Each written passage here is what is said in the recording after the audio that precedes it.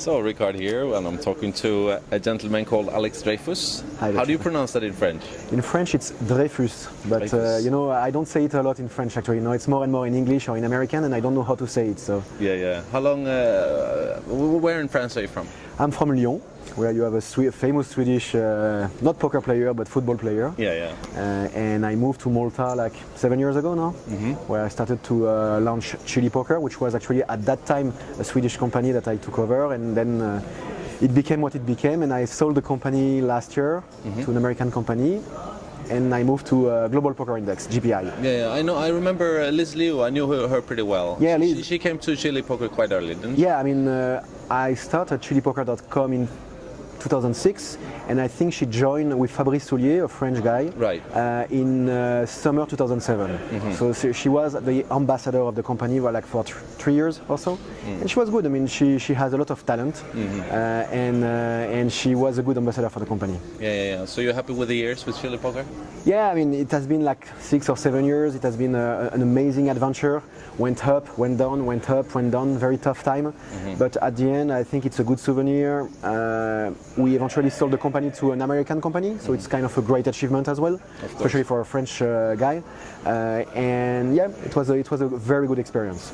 So did you have another plan when you left it? Obviously. No, to be honest, when I sold it like in April.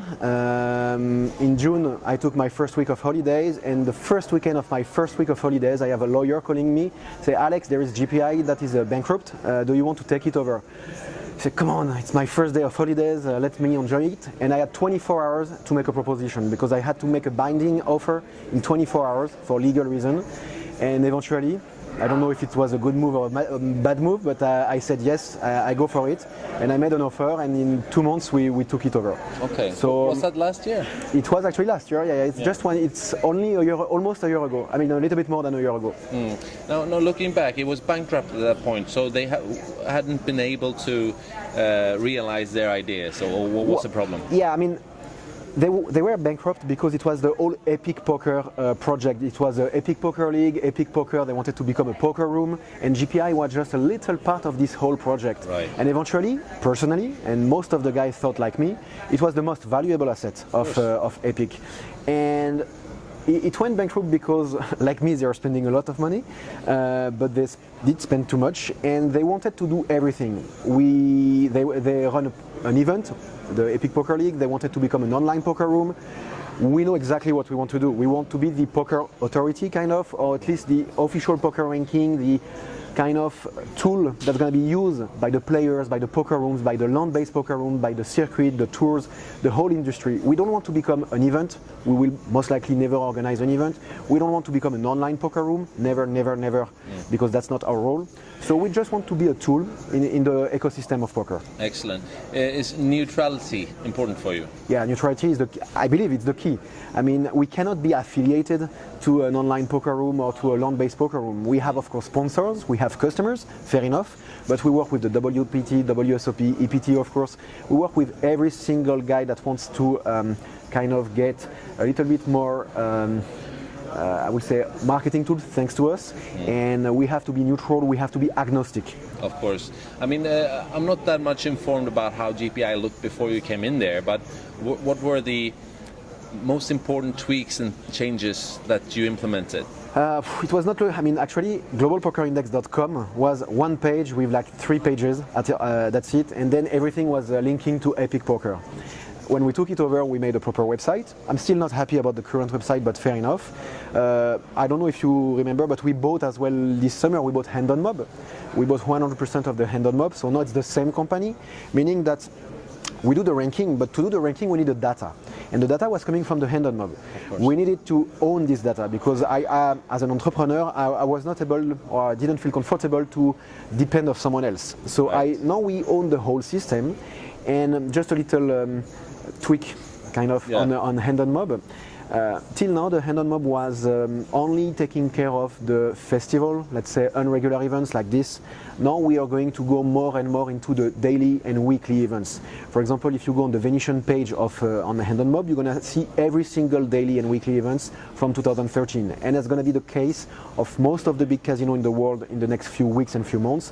Why? Because we wanted to have the biggest database, the biggest accurate data in the world.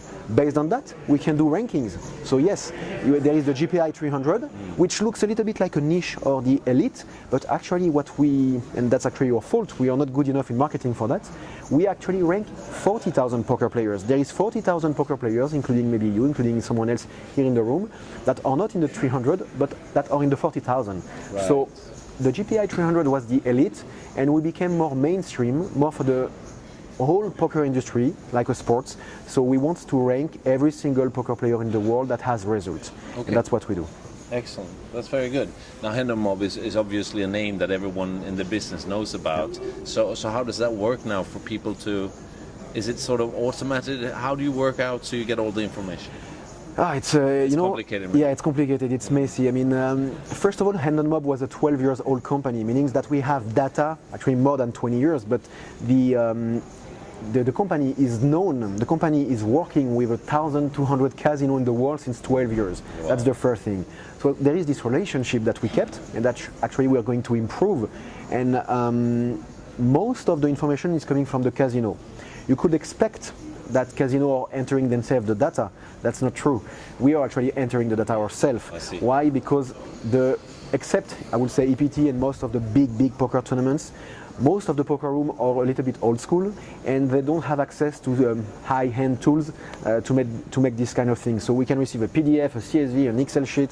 It really depends. So we have like 10 people focused on the data entry in UK and in Malta, and we are hiring now more because we want to go deeper and broader. Is it a secret or something maybe you can't talk about, but the business side of this, is that sort of something? You mean how come this guy is spending so much money in this business? Well, yes. What is the upside? Well. How do you change this into a good business for you? There is no secret right now. You don't have to answer that. No, I have to answer it because actually that's fair. Yeah. Yes, we are spending a lot of money for two reasons. There is profitable one, which is not happening yet, but it's going to come soon, and there is strategic one. I'm going to start with the strategic one. I believe there is a need for the industry to have this poker authority, to have this neutral, agnostic organization, even though it's a commercial organization, to help poker to grow. We need to have additional tools to help poker to grow. We need awards, we need ranking, we need statistics, we need a lot of data to help the industry. That's the first thing. This is the strategic move. Then there is the business side of it. The business side of it is actually very simple. We have two main businesses. The first one that you can see, it will be like advertising on Hand-on Mob and GPI. So you have actually banners, fair enough, we sell banners, just like no big deal. It's happening everywhere. And then there is what we call behind the scene. It's actually all the data, the insight that we are actually selling. We are developing tools for the land-based industry, meaning that we help a poker room, let's say Bellagio, that we are working with, or Venetian, to know better their customers based on the data that we have. So it's something that you don't see, it's something that is seamless, it's invisible, but it's very valuable for these companies. Excellent. Another thing that we are doing, for example, is most of the casino, and again, I'm not talking about EPT, but most of the casino doesn't even have on their own website the result of their own events because they don't have people to type the data, they don't have database. Yeah. So that's what we do, because we aggregate all this information from everywhere in the world and we can enhance this information and send it back to the casino. So that's what we are selling. It's what we call a B2B business. Right. So we are a service provider, a data service provider for land-based casino, and we are as well a publisher where we sell advertising for everybody who wants to buy. Yeah, it's funny, in Barcelona just a month ago, I didn't think of it at the point, but I did interviews. The three main interviews I did was a guy called Negrano and one called I know this Jason guy. Mercier, and then we had Rettenmeier. Fair enough, the top three, almost the top three. I didn't think of it, honestly, but all of them are very, obviously, maybe it's easy to be positive about it if you're in the top. It does help. But they are very positive about it. How's your connection with the players and the feedback you get? there is many. I mean, there is many kind of players. There is the players. There is young players. I would say Marvin is a younger player than Daniel. That is here since 15 years. Daniel is really engaged in the poker community, and he does believe that Global Poker Index and all the other features that we are developing are important for poker because he sees the big picture. Of course. For Marvin, it's more like a challenge to be the first and to stay the first. So fighting against Jason and arguing about that. So I don't think it's a goal. I just think it's a cherry on the cake for them at this stage. I believe that if we do well our job in the next 2 to 3 years, it will be a goal for a lot of players. I know that actually some of the sponsored players, I cannot disclose the name, but some of the sponsored players has bonuses based on their ranking in GPI. So that's actually a very good neutral way to motivate them to fight. And I love it. Yeah. Then most of the players we spoke either in Europe or in US are really endorsing the Global Poker Index. It's not only about the formula, because the formula, I think it makes sense today, but we may gonna adjust it in the next few months or few years. But it's just that because we need to have one independent ranking that is not dependent of a media. We are not a media, we are not card player or bluff, we are not American focused, we are really global. And yes, I believe that players like it because it helps them to be exposed. And most important, me, for example, actually literally Alex Dreyfus, I think I'm 36,000 because I had like 3 results like 2 or 3 years ago. And I'm probably then, in France I must be like 6,000 or whatever. But the good thing is because we have national ranking in Sweden, in Scandinavia, in UK, everywhere, you can see yourself in a ranking. So then you can brag to your mother, to your parents, to your friends, you can put it on Facebook. So that's the kind of things we're doing. And I think it's good for poker, it cannot hurt.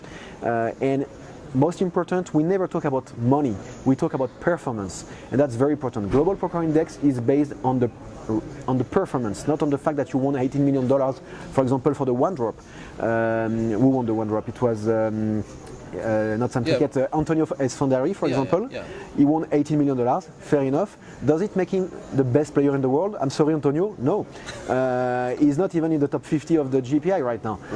So it's really based on the performance. The formula is very well done, and I think it's a plus for the industry.